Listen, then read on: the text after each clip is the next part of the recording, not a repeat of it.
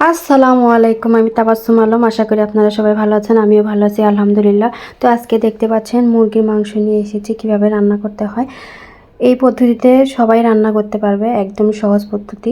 তো প্রথমে একটা বোলডে আমি মুরগির মাংস নিয়েছি, তার ভিতরে পরিমাণ মতো আদা রসুন, গরুর মশলা বাটা, লবণ দিয়ে দিলাম।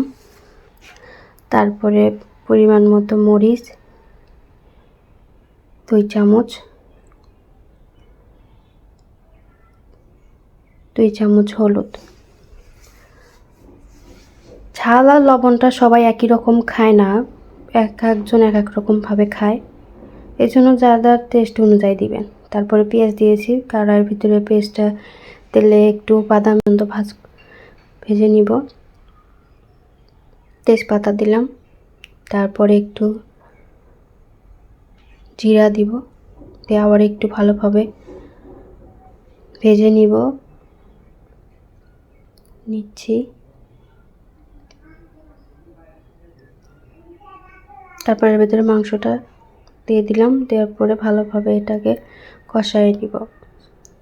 এই তো দেখছেন কীরকম হয়েছে।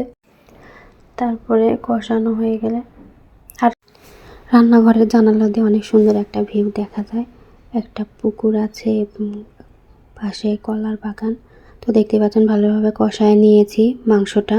এখন এর ভিতরে পানি দিয়ে দিব, অনেকক্ষণ জাল করে তারপর নামিয়ে নেব। দেখতেই পাচ্ছেন কি সুন্দর।